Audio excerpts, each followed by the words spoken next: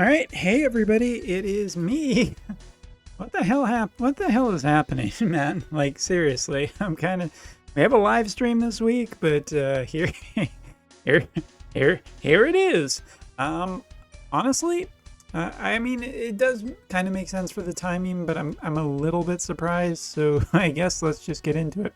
So yeah, the live stream is still happening on the 15th and we still have this outline here, but apparently the outline is essentially not what we thought it was, which is weird. Because you know what? All right, so pickup match, sure, that's happening on JP this week from the 18th to 25th. Kind of overlaps a limited time guild war, but you know, makes sense, kind of thing. Next up, we have an arena map, which as you can see is going to be featuring dark units getting HP and magic up, which definitely should be a shift in the JP arena meta that is currently going on right now. Talk about that later in another video.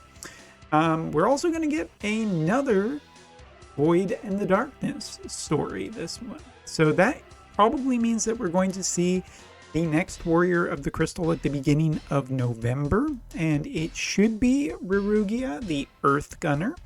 But at this point, I've been wrong so often, so I'm just going to say it's probably Rafu. Prove me wrong, internet. Prove me wrong. Eventually. But yeah, Void in the Darkness is getting another part to it, which usually means that there is another Warrior of the Crystal right around the corner in a couple of weeks' time. However, this is the surprise. Here it is. We have a new 70 cost Halloween unit, which is pretty notable.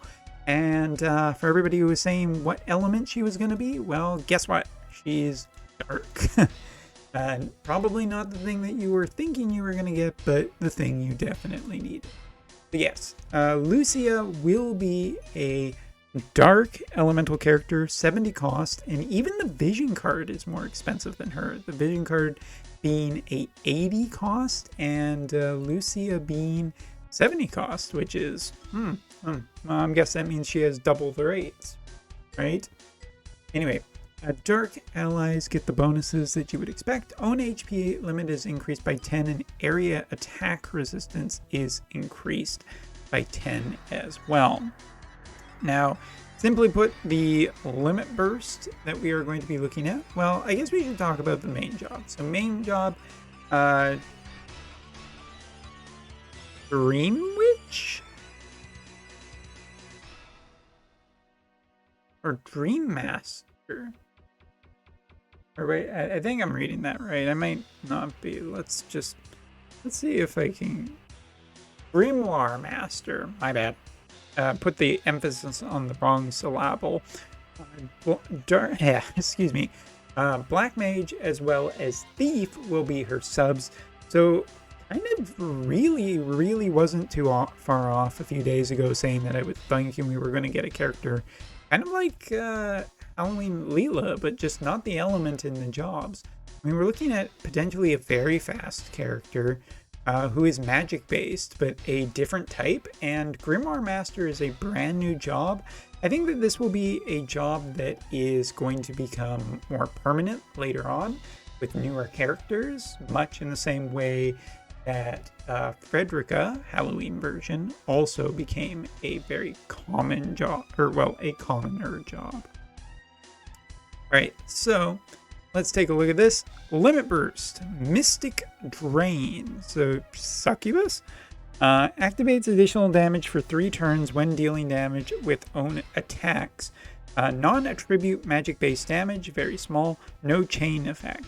After that, magic-based damage, large, that is easy to hit target, so sure hit. Or at least higher accuracy on that one. Part of the damage dealt will also be absorbed. So yeah, the name kind of clues us into exactly what we're looking at here.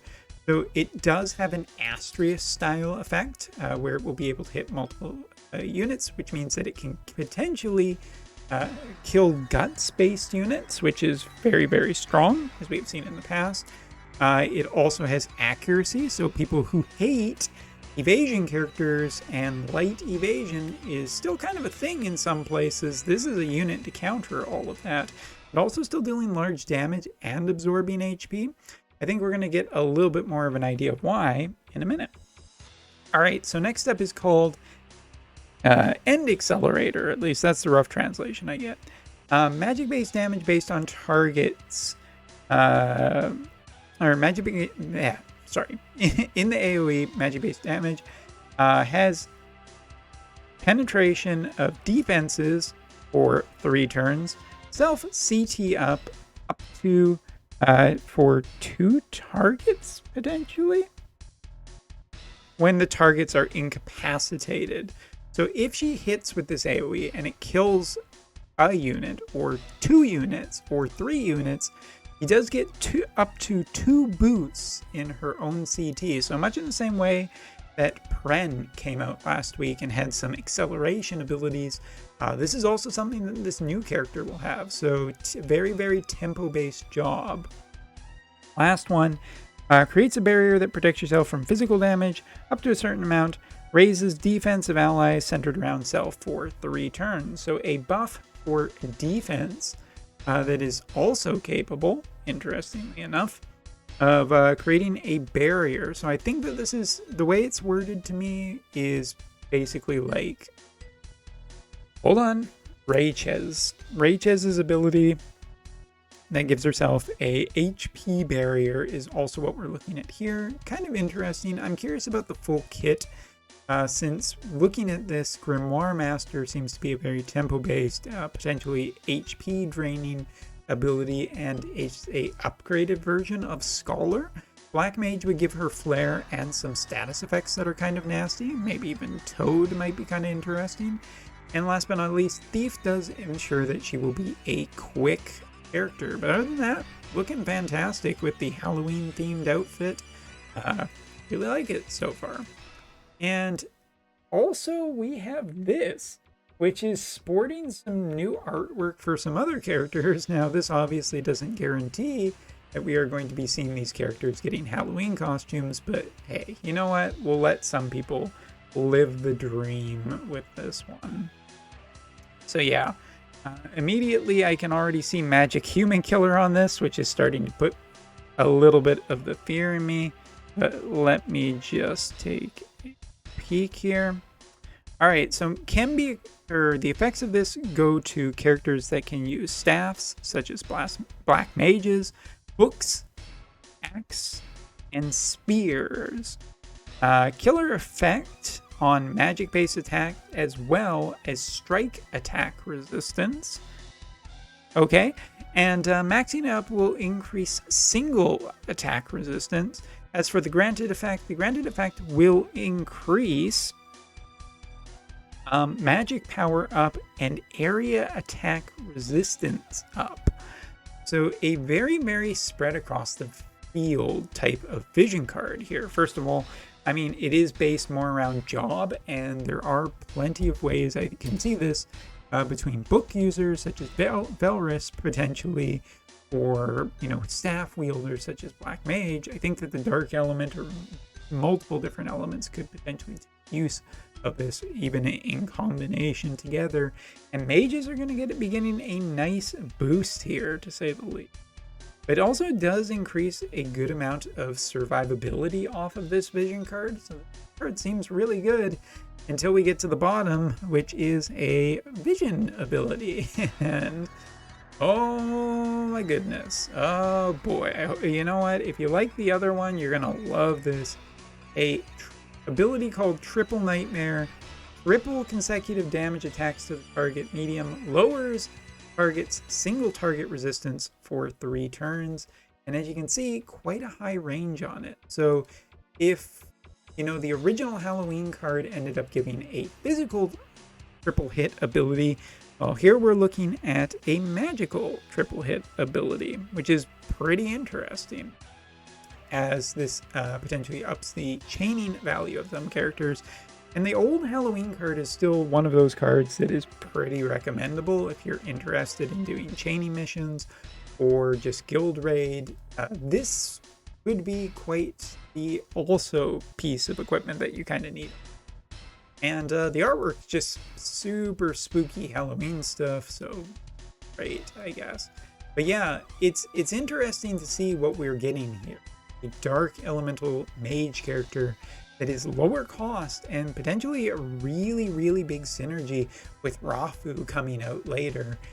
This could be just a really good get, and quite possibly in combination with this vision card, you can see Dark really aim to take its position back in the PvP meta for multiple months here. There's a lot to be excited about off the cusp of this announcement.